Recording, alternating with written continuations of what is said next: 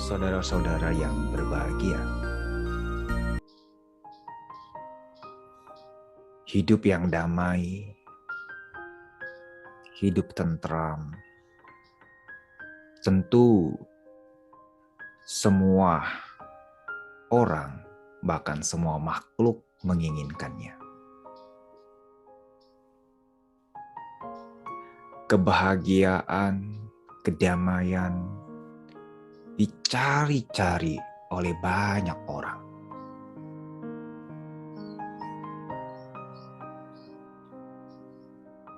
Seringkali kelompok tertentu menggaungkan perdamaian. Dan ini hal yang wajar sebagai makhluk manusia menginginkan kebahagiaan. Saudara-saudara, boleh saja seseorang mencari kebahagiaan. Namun kita juga harus memegang cara yang baik memperoleh perdamaian, kebahagiaan.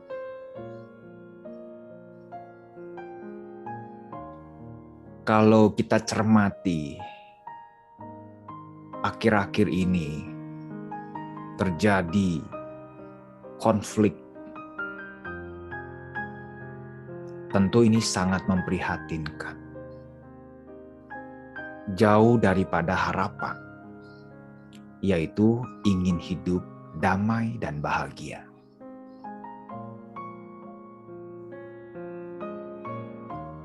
Saudara-saudara, perdamaian yang semata-mata untuk mencari kebahagiaan,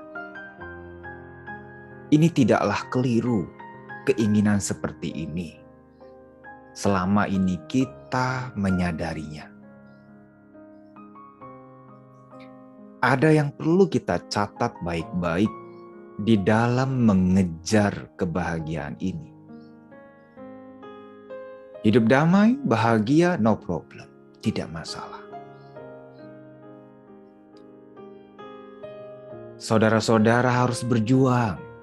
Bagaimana mencari kebahagiaan, kedamaian dalam hidup ini. Tidak jarang ya, bahwa ada orang mencari kebahagiaan dengan cara melukai orang lain. Melukai makhluk lain. Menganiaya orang lain. Dengan demikian orang mengatakan saya puas. Itu bukanlah kebahagiaan yang sesungguhnya. Itu bukanlah kebahagiaan yang sebenarnya. Mengapa? Karena kebahagiaan itu membuat menderita orang lain dan makhluk lain. Saudara-saudara, memang betul kalau saudara kepingin jalan ke tempat tujuan, maka saudara-saudara harus tahu jalanan menuju tempat yang ingin kita tuju. Kalau kita sendiri tidak tahu jalannya, arahnya, ya, maka kita sulit sampai ke tempat tujuan. Akibat dari jalan yang keliru, akhirnya tidak sampai ke tempat tujuan. Begitu juga apa yang kita inginkan, apa yang kita harapkan, yaitu kebahagiaan lahir dan batin. Kalau Bapak Ibu salah menggunakan caranya ini, maka yang ada bukan kebahagiaan, namun kegelisahan, perkelahian, permusuhan, bahkan bisa perang antar keluarga, perang antar tetangga, perang antar negara bisa saja terjadi kalau salah mencari kebahagiaan dengan cara melukai orang lain atau makhluk lain, menganiaya makhluk lain. Itu bukanlah kebahagiaan yang sebenarnya. Kenapa? Karena itu kebahagiaan yang membuat orang lain atau makhluk lain menderita. Jadi kita tidak boleh berbahagia di atas penderitaan makhluk lain, orang lain.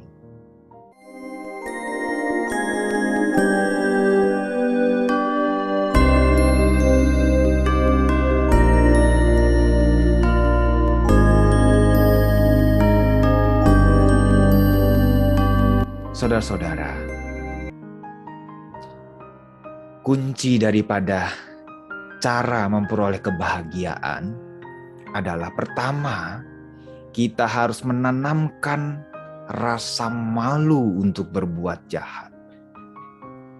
Ya, kita harus malu berbuat jahat karena perbuatan jahat ini akan membawa dampak yang serius.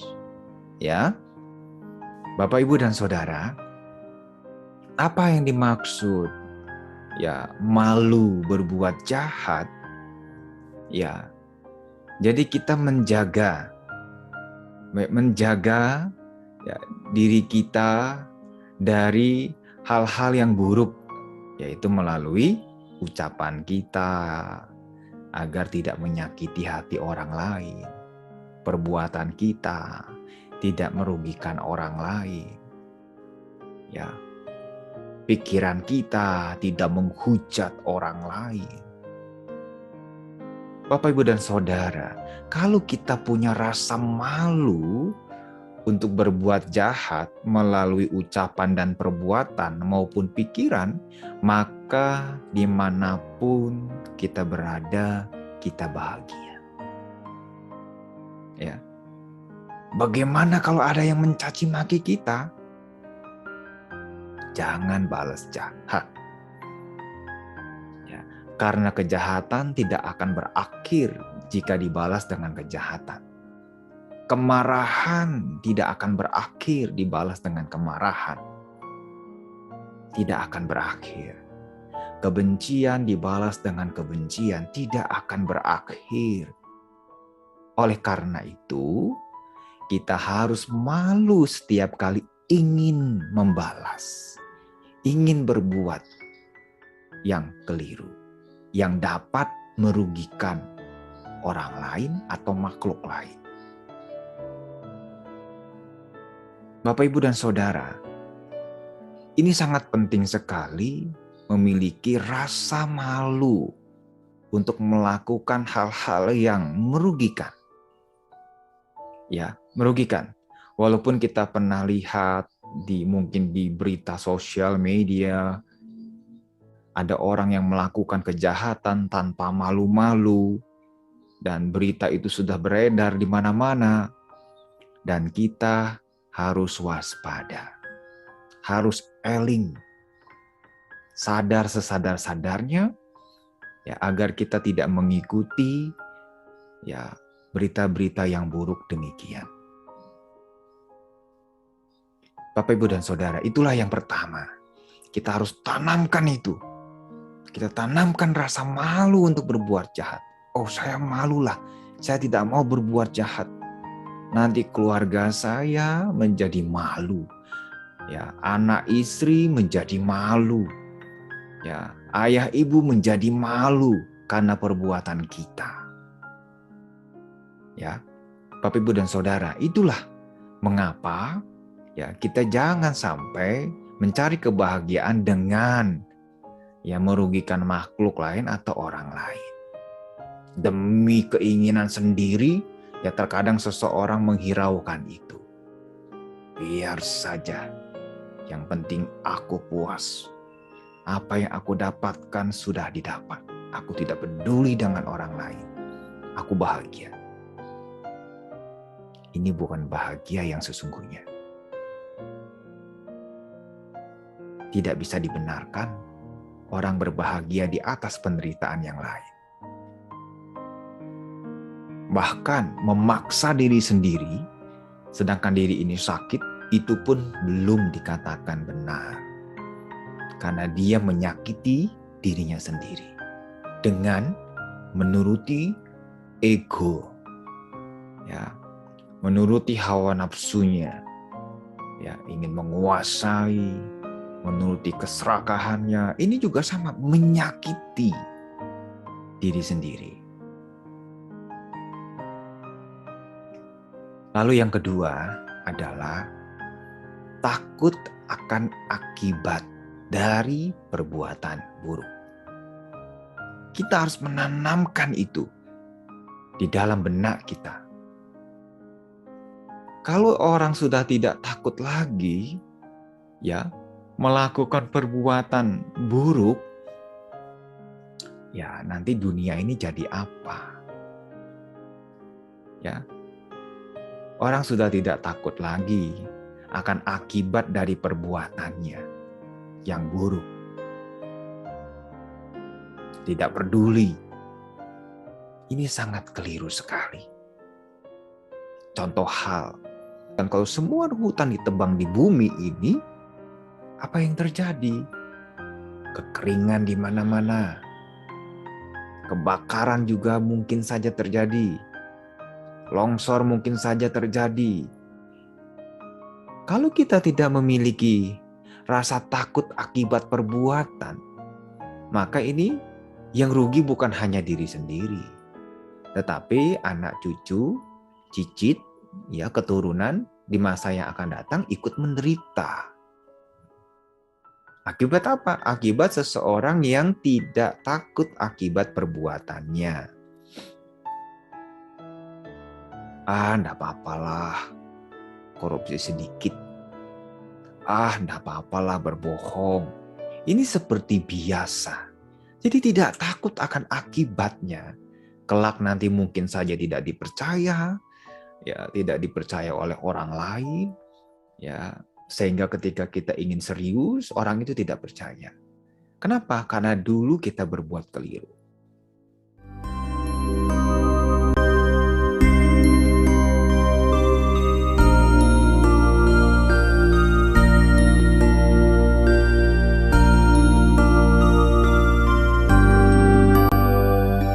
Saudara-saudara, zaman sekarang orang sudah tidak segan-segan lagi dan tidak lagi takut untuk akibat daripada perbuatannya. Bahkan sampai di penjara berkali-kali orang itu tidak kapok.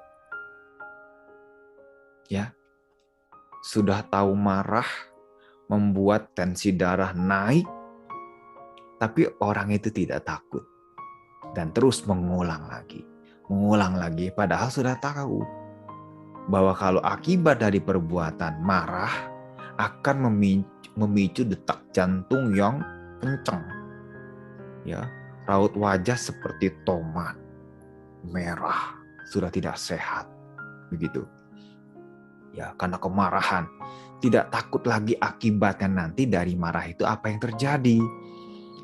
Bagi tubuh juga pengaruh, bagi anak-anak yang melihat juga dampak emosionalnya juga tidak bagus, ya, karena melihat orang tuanya bertengkar, ya, berantem, akhirnya anak-anak menjadi stres.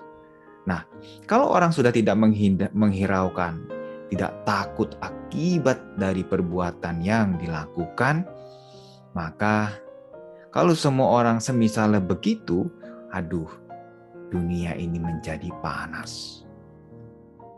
Ya, kalau semua orang saling perang, di mana-mana perang, tidak takut lagi demi kepuasannya sendiri, ya, demi egonya sendiri, ya, dengan menganggap saya ingin bahagia. Mana bisa bahagia dengan menghancurkan kehidupan yang lain. Memang sangat sulit Bapak Ibu dan Saudara menanamkan rasa malu, menanamkan rasa takut akibat perbuatan kita sangat sulit. Karena umumnya seseorang gampang atau mudah berpikiran buruk. Ya, mudah sekali berpikiran buruk. Saudara-saudara, itulah ya di mana kita memiliki dua hal ini, ya kita bisa memperoleh kebahagiaan. Ya, malu berbuat jahat, takut akan akibat perbuatan buruk. Nah, kalau semua orang menerapkan hal ini, didukung oleh nilai-nilai moral yang baik, ya seperti tidak menyakiti, ya tidak mencuri, tidak berzina, tidak menipu, atau berucap yang tidak benar, ya juga tidak bermabuk-mabukan. Kali didukung oleh ini juga, maka hidup kita menjadi lengkap. Ya, karena pertama kita tidak suka menyakiti. Karena ciri-ciri orang malu berbuat jahat, dia tidak mau menyakiti. Ya, dia tidak mau menyakiti. Lalu dia juga tidak mau mencuri, apalagi korupsi. Ya, dia tidak mau mencuri. Tidak mau dia. Kalau orang sudah malu dan takut akan akibat perbuatan buruk, dia tidak mau mengambil barang yang bukan miliknya. Dan juga dia tidak mau berzina. Ya, dan dia tidak mau ya seperti itu. Karena dia malu dan takut akan akibat dari perbuatan-perbuatannya. Juga dia tidak mau berucap kasar. Dia tidak mau menyakiti dengan ucapan-ucapannya. Itulah ciri-ciri orang yang memiliki rasa malu, rasa takut akibat perbuatan jahat. Apalagi mabuk, tentu tidak dilakukan. Ya, tidak dilakukan. Apalagi minum-minum pil yang dapat melemahkan kesadaran. Wah, ini tidak. Ya, jadi didukung dengan moral itu, ya kualitas moral ini, maka hidup menjadi lengkap. Ditambah lagi, kita suka berbagi. Ya, kita suka menolong. Berbagi, menolong, ini sangat penting sekali. Ya, kenapa? Karena kita pun suka ditolong. Ada di sini yang tidak suka ditolong? Pasti semua orang senang ditolong. Ya, semua orang senang ditolong. Dan tidak ada makhluk satupun yang mampu berdiri sendiri tanpa bantuan orang lain atau makhluk lain. Ya, tidak ada yang mampu. Kita ini hidup saling menopang. Ya, ada orang sukses karena ada bawahannya. Tidak mungkin sukses kalau tidak ada bawahannya. Dan bawahannya pun tidak akan menerima apa-apa kalau tidak ada si bosnya. Begitu. Ya. Bapak, Ibu, dan Saudara, dengan demikian, ya, kalau moralitasnya dijaga, punya rasa malu untuk tidak berbuat jahat, dan punya rasa takut akan akibat perbuatan buruk, dan suka berbagi, suka menolong, maka hidup ini muncul kebahagiaan, kedamaian, ketentraman. Tidak ada yang saling menghancurkan, tidak ada yang saling menjatuhkan. Semuanya ya hidup damai dan bahagia. Itulah Bapak, Ibu, dan Saudara yang perlu kita renungkan di dalam kehidupan ini. Milikilah rasa malu untuk tidak untuk berhenti melakukan perbuatan keliru yang terus diulang-ulang, apakah kemarahan, apakah keserakahan, apakah kebencian. Stop. Malulah untuk melakukan hal itu. Ya, lalu kedua adalah takutlah akan akibatnya. Ya, akibatnya itu bisa berbuah saat ini, juga bisa berbuah di kehidupan yang akan datang setelah kita meninggal. Lalu dukunglah hidup ini dengan moral yang baik. Lalu yang terakhir adalah memberi, menolong, membantu ya siapa saja yang membutuhkan sekuat kita mampu. Demikian, semoga kita semua berbahagia, damai, tentram. Ya, semoga bumi ini menjadi aman juga. Ya, kalau semua orang memiliki hal ini, maka bumi akan menjadi nyaman untuk kita tinggali. Terima kasih. Semoga semua makhluk hidup berbahagia.